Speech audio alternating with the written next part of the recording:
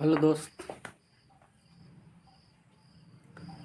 आप मेरे चैनल पर पहली बार आए हैं तो मेरे चैनल को सब्सक्राइब कर दीजिए, बेल आइकन का घंटे दबा दीजिए ताकि लेटेस्ट वीडियो आप तक पहुंचते रहे। तो चलिए आज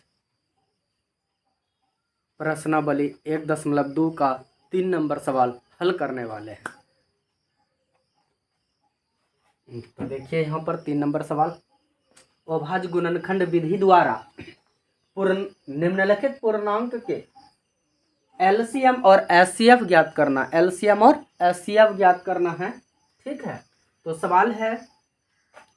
सवाल पहला नंबर है। ठीक है, तो सवाल पहला नंबर क्या है?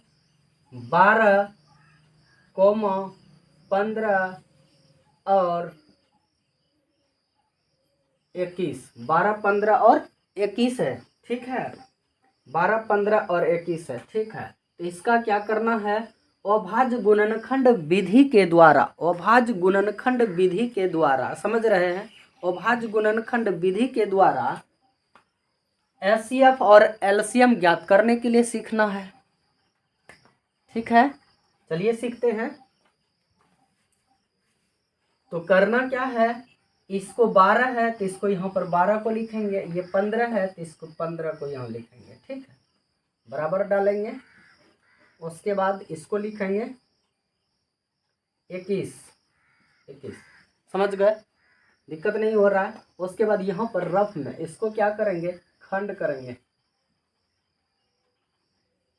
2 से 6 दूनी 12 और 2 से 3 दूनी 6। ठीक है, उसके बाद 15 को 5 तिया 15, उसके बाद 21 को उसी तरह 7 तिया 21। ठीक है, खंड हो गया। सबको बारी बारी से लिखेंगे 2 गुना 2 गुना 3। ठीक है, उसके बाद इसको लिखेंगे 3 गुना 5, इसको लिखेंगे 3 गुना 7। लिख दिए। इससे निकालना हमको एचसीएफ और एलसीएम। क्या निकालना है? एचसीएफ और एलसीएम निकालना है दोस्त, समझ रहे हैं?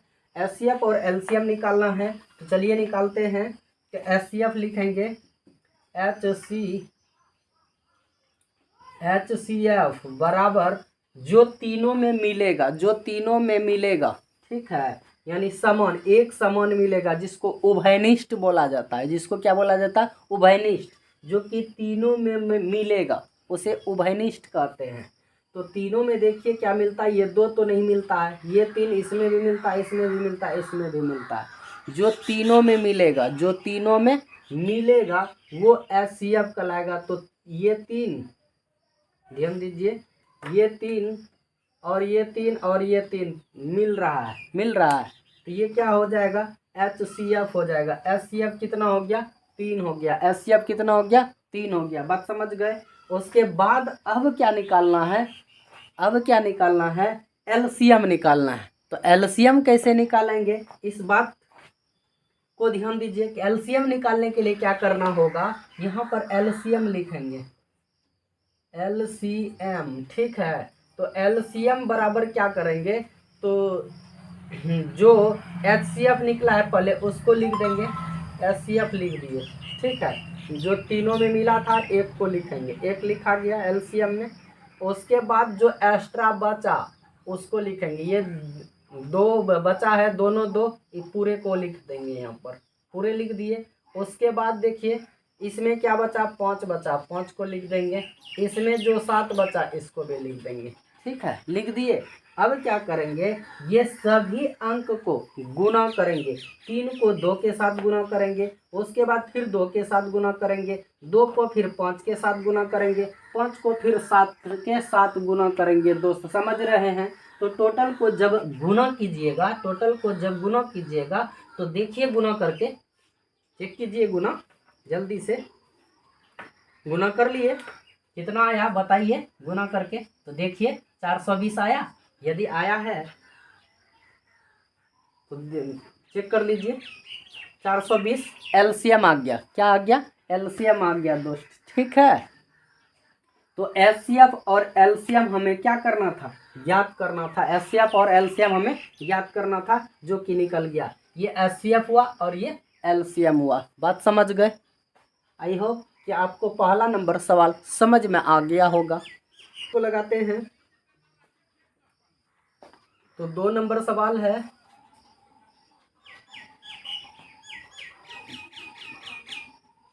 सत्रह, 23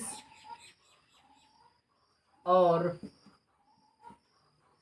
29, ये 2 नंबर का सवाल था। तो 2 नंबर सवाल बढ़िया से समझ गए कि 17, 23 और 29 है और इसका एचसीएफ और एलसीएम ज्ञात करना, एचसीएफ और एलसीएम ज्ञात करना है दोस्त, समझ रहे हैं ना, दिक्कत ना। तो चलिए, तो 17 को खंड करेंगे, पहले यहाँ खंड यहाँ पर लिखो, 17 खंड होगा। तो पहला सवाल है, ठीक है, ये 2 नंबर सवाल है, 17, 23 और 29, ठीक है। तो इस सवाल का अभाज्य गुणनखंड विधि से हमें एचसीएफ और एलसीएम निकालना है। तो चलिए, पहले 17 को यहाँ लिखते हैं, उसके बाद 23 को लिखते हैं और 29 को लिखते हैं बराबर में, ठीक है, लिख दिए। इसको खंड करेंगे, किसी पारा में खंड नहीं होगा, किसी पारा से भाग नहीं लगेगा, ठीक है। जब किसी पारा से भाग नहीं लगेगा और किसी पारा में मिलेगा भी नहीं, ठीक है, तो इसको हम क्या लिख सकते हैं, तो देखिए 17 गुना 1 लिख सकते हैं, उसके बाद 23 गुना 1 लिख सकते हैं और इसको 29 गुना 1 लिख सकते हैं। तो उसके बाद अब हमें क्या निकालना है, एचसीएफ निकालना है। क्या निकालना है, एचसीएफ निकालना है। तो एचसीएफ देखिए, एचसीएफ बराबर क्या होता है, जो तीनों में मिलेगा। तो तीनों में क्या मिल रहा है, 1, ये तीनों में कुछ नहीं मिल रहा था तो 1 हम अपने से हटाए हैं, ठीक है। तो ये हो गया, एचसीएफ कितना हो गया, 1 हो गया, एचसीएफ कितना हो गया, 1 हो गया, ठीक है। तो अब हमको निकालना क्या है, एलसीएम। एलसीएम बराबर, तो एलसीएम बराबर जो निकालना है, तो एलसीएम बराबर क्या निकालना है, तो देखिए, तो ये सभी वर्ड है, इस सबको लिख देते हैं, क्योंकि जो जो नहीं मिलता है वो एलसीएम में लिखा जाता है। जो अंक नहीं मिला, सेम, ये 17 भी नहीं मिला, 23 भी नहीं मिला और 29 भी नहीं मिला, जब नहीं मिला तो वो क्या होगा, लिखाएगा। यहाँ पर लिखते हैं 17 गुना 23 गुना 29, लिख दिए। बात समझ रहे हैं, कोई दिक्कत, कि 29 लिख दिए। उसके बाद अब क्या करेंगे, आप गुना कीजिए, आप सब गुना कीजिए इसको, कि 17 गुना 23 गुना 29, ठीक है, गुना कीजिए, बगैर कैलकुलेटर का गुना कीजिएगा, जल्दी से कीजिए, कितना आता है, आपका इंतज़ार करते हैं हम कि आप गुना कर रहे हैं, जल्दी से बताइएगा। चलिए, तो यहाँ पर जो गुना करके आएगा 11,339, ठीक है, बात समझ गए। ये इतना क्या हो गया, एलसीएम हो गया। तो एचसीएफ और एलसीएम ज्ञात करना था, एचसीएफ और एलसीएम ज्ञात हो गया दोस्त। आई होप कि आपको 2 नंबर सवाल भी समझ में आ गया होगा, ठीक है। सवाल लगा रहे हैं, 3 नंबर सवाल क्या है, ध्यान दीजिए। 8 को 9 और 25 है, क्या है, 25 है, बात समझ गए। इसका भी अभाज्य गुणनखंड विधि से एचसीएफ और एलसीएम ज्ञात करना है, ठीक है। तो फर्स्ट करते हैं, 8, 9 और 25 को लिखते हैं, ठीक है। तो इसको खंड करेंगे 8 को, तो 4 दूनी 8, 2 दूनी 4, ठीक है, इसके खंड को लिखेंगे, खंड लिख दिए। उसके बाद करेंगे ये 9 को, तो 9 हो गया, 3 तिया 9, उसके बाद 3 गुना 3, उसके बाद 25 को खंड करते हैं, तो 5 से 5 25, तो 5 गुना 5, ठीक है। इसका निकालना क्या है, इसका निकालना है, ध्यान दीजिए, एचसीएफ निकालना है। तो एचसीएफ बराबर जो तीनों में मिलेगा, जो तीनों में मिलेगा, तो देखिए क्या मिल रहा है, तीनों में कुछ भी नहीं मिल रहा है, कोई भी उभयनिष्ठ नहीं है, कोई भी इसका उभयनिष्ठ गुणनखंड नहीं है। तो ऐसे स्थिति में क्या होता है, एचसीएफ 1 हो जाता है, ऐसे स्थिति में एचसीएफ क्या हो जाता है, 1 हो जाता है, ठीक है। ऐसे स्थिति में एचसीएफ 1 हो जाता है। अब निकालेंगे एलसीएम। LCM बराबर क्या होता है, ये सभी जो मैच नहीं किया सबको गुना कर देंगे, सबको क्या कर देंगे, गुना कर देंगे। 2 गुना 2 गुना 2 गुना 3 गुना 3 गुना 5 गुना 5, सबको लिख दिए, सबको लिख दिए। उसके बाद क्या करेंगे, सबको गुना कर देंगे, सबको क्या करेंगे, गुना करेंगे। 2 गुना 2 2 गुना 2 गुना 2 गुना 3 गुना 3 गुना 3, सबको क्या करेंगे, गुना करेंगे। तो ठीक है, तो देखिए ये 25 25 25, 2 दूनी 4 दूनी 8, 25 8 200, 200 गुना 9 करेंगे, 9 दूनी 1800 हो जाएगा। क्या हो जाएगा, 1800 हो जाएगा। ठीक है, ये क्या निकल गया, एलसीएम निकल गया। आई होप कि 3 नंबर भी आपको सवाल समझ में आया होगा। अब समझते हैं 4 नंबर सवाल को।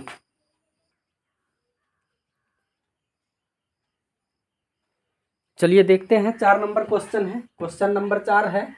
ठीक है, प्रश्नावली 1.2 का 4 नंबर क्वेश्चन होगा। SCF 306,657 का यानी बराबर 9 दिया है, यानी LCF बराबर 9 दिया हुआ है और LCM 306,657 ज्ञात करना है, यानी LCM ज्ञात करना। SCF दिया हुआ, LCM ज्ञात करना है। ठीक है, तो ऐसा सवाल को हल करने के लिए, ऐसा सवाल को हल करने के लिए एक सूत्र लगाना होगा।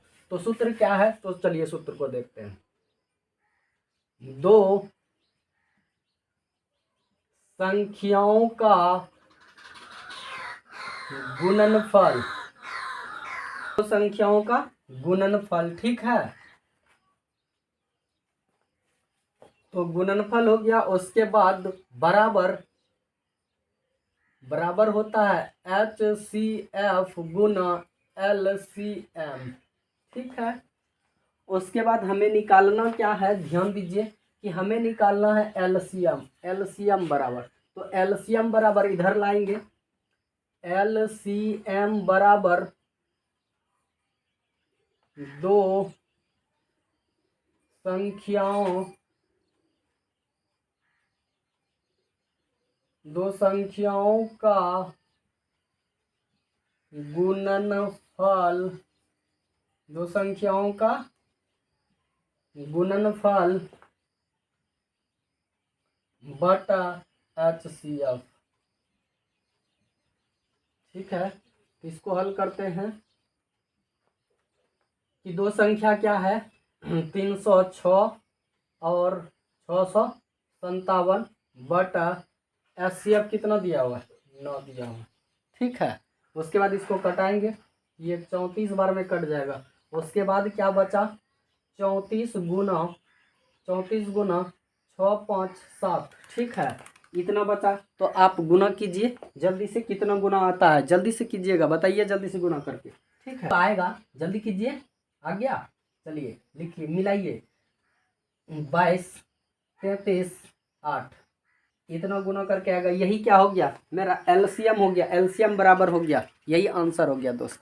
समझ रहे हैं, समझ गए होंगे। क्वेश्चन नंबर 5 को देखते हैं। ठीक है, तो देखिए क्वेश्चन नंबर 5 क्या है, जांच कीजिए कि क्या किसी प्राकृतिक संख्या n के लिए संख्या 6 पर n अंक 0 पर समाप्त हो सकती है। यही क्वेश्चन है, समझ रहे हैं। तो ये क्वेश्चन है, तो हम पहले भी बता चुके थे बेसिक क्लास में कि प्राकृतिक संख्या जो कि 1 से प्रारंभ होता है और अनंत तक जाती है, वैसी संख्या को प्राकृतिक संख्या कहते हैं, बताए थे। तो वही है, प्राकृतिक संख्या है। उसके बाद और ये बात बोला जा रहा है कि 6 पर n अंक 0 पर समाप्त हो सकती है। तो 0 पर समाप्त वही अंक हो सकती है जिसका खंड 2 गुना 5 होगा, वही 0 पर समाप्त हो सकता है, अन्यथा नहीं हो सकता है। समझ रहे हैं कि जिसका गुणनखंड 2 गुना 5 के रूप का यदि होता है तो वो 0 पर समाप्त होगा, जिसका गुणनखंड 2 गुना 5 के रूप का नहीं होता है वो कभी भी 0 पर समाप्त नहीं हो सकती है। ये बात याद रख लीजिए। तो वही सवाल में अभी हम हल करने वाले हैं। तो कहता है 6 पर n, समझ रहे हैं ना, 6 पर n को समझिए। 6 पर n पावर है, ठीक है। तो 6 का अभाज्य गुणनखंड हम यदि करके देखते हैं, 6 का अभाज्य गुणनखंड करके देखते हैं, तो इसका गुणनखंड क्या आता है? 2 गुना 3 आता है। क्या आता है? तो इसका गुणनखंड आया 2 गुना 3। तो अभी हम क्या बताएं कि 0 पर वही अंक समाप्त हो सकता है जिसका गुणनखंड क्या आता है? 2 गुना 5 आएगा। 2 गुना 5 आएगा तो वो 0 पर समाप्त हो सकता है। क्या ये 2 गुना 5 आया? नहीं आया। तो क्या ये 0 पर कभी भी समाप्त हो सकता है? कदापि नहीं हो सकता ऐसा, कभी भी नहीं हो सकता ऐसा कि ये 0 पर समाप्त हो जाएगा। मत समझ रहे हैं? कभी भी ऐसा नहीं हो सकता कि ये 0 पर समाप्त हो जाएगा। काहे? इसका गुणनखंड 2 गुना 3 आया है। इसीलिए हम इसको कह सकते हैं कि 6 पर n पावर कभी भी 0 पर समाप्त नहीं होगा। इसका आंसर यही हो गया। समझ गए? ये तो भसे में आंसर आ गया इसका। चलिए तो यहाँ पर देखिए थोड़ा सा कि 6 पर n अभाज्य गुणनखंड इसका क्या होता है? 2 गुना 3 पर n पावर होता है। जबकि कोई प्राकृतिक संख्या जो शून्य पर समाप्त होती है, जो भी शून्य पर समाप्त होगा, उसका अभाज्य गुणनखंड 2 गुना 5 पर n के रूप का होना चाहिए। ठीक है, यदि होता है तो अभाज्य गुणनखंड यदि 2 गुना 5 होगा तो वो क्या होगा? 0 पर समाप्त होगा। यदि नहीं हो रहा है तो वो 0 पर समाप्त नहीं हो रहा है। अतः 6 पर n शून्य पर समाप्त नहीं होगी। क्या हो गया? इसका आंसर हो गया। क्लियर है?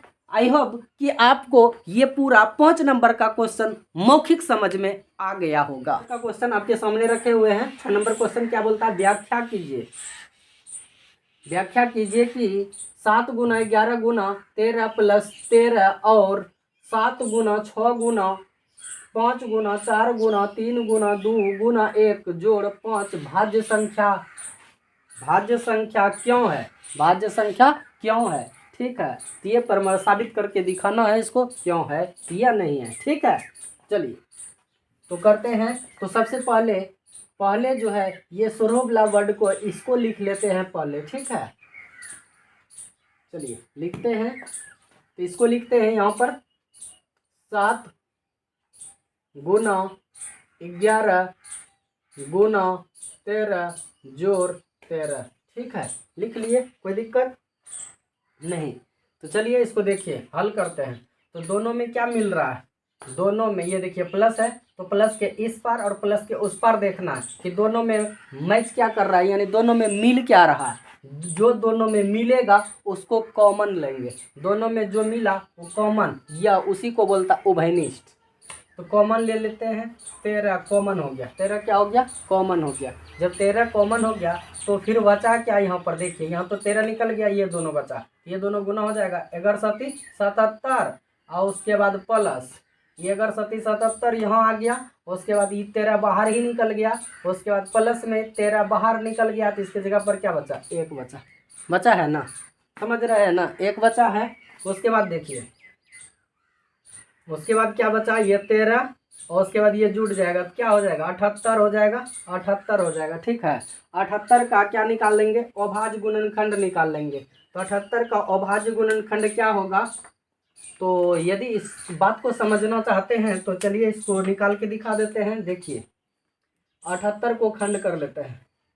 तो 2 से खाएगा 3 दूनी 6 और 9 दूनी 18, फिर 3 से खाएगा 13 तिया 39। ये हो गया अभाज्य गुणनखंड। तो इसको हम लिख सकते हैं 13 गुना 2 गुना 3 गुना 13 लिख सकते हैं इस तरह गुणनखंड को। ठीक है, ये अभाज्य गुणनखंड है। तो इसमें क्या होता है कि ये भाज्य संख्या है। ठीक है, तो कैसे है कि ये 13 जो है 2 बार देखिए आ रहा है 2 बार आ रहा है।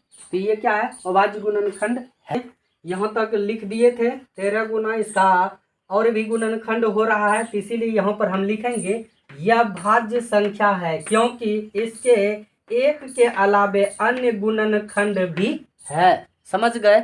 यही लिखना है। उसके बाद चलिए देखिए ये इसको भी इसी तरह जैसे हल किए इसी तरह इसको भी हल करेंगे। तो इसको क्या हल करेंगे? यहाँ पर लिखेंगे 7 गुना 6 गुना 5 गुना 4 गुना 3 गुना 2 गुना 1 प्लस 5। ठीक है, लिख दिए। इसमें देखिए ये 5 और ये 5 मिल रहा है, कॉमन होगा।